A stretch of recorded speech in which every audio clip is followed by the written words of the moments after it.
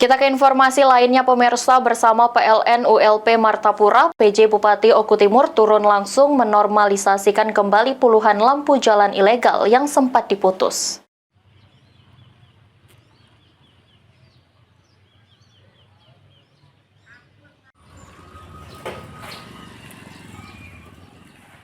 Menyikapi diputusnya puluhan lampu jalan yang dianggap ilegal oleh PLN, pemerintah Kabupaten Oku Timur melakukan normalisasi terhadap lampu jalan yang diputus.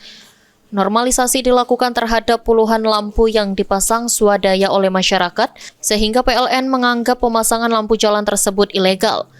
Setidaknya terdapat 70 lampu jalan ilegal yang diputus oleh PLN. Pentingnya manfaat penerangan dari lampu jalan sehingga pemerintah Kabupaten Oku Timur bergerak cepat menyelesaikan permasalahan yang terjadi dan segera melakukan normalisasi terhadap lampu jalan yang diputus. Jadi hari ini adalah normalisasi kembali lampu jalan di sepanjang Kabupaten Oku Timur, tetapi tentu dilakukan secara bertahap. Kenapa? Karena perlakuan lampu untuk jalan ini berbeda untuk penerangan yang lain.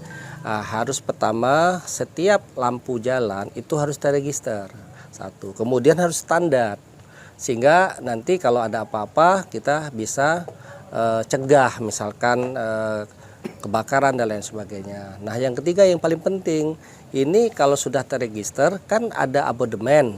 Nah, ini siapa yang akan membayar? Sehingga kalau sudah terregister standar, sudah bisa masuk ke dalam pembiayaan, maka ini akan menjadi tanggung jawab pemerintah sebagai fasilitas umum yang ada di lingkungan tersebut. Sementara itu, manajer PLN ULP Martapura menyampaikan sebanyak 70 lampu jalan yang sempat diputus akan mulai dinormalisasi secara bertahap.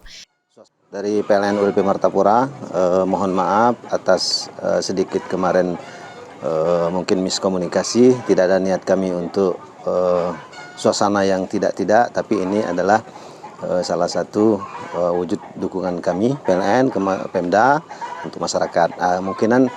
Insya Allah ini yang kemarin sempat kita putus sekitar 70 lampu. Insya Allah dengan hari ini sudah ada titik temu. Insya Allah itu akan kita selesaikan semua, Pak. Elvandri Jeffriyadi, Pol TV.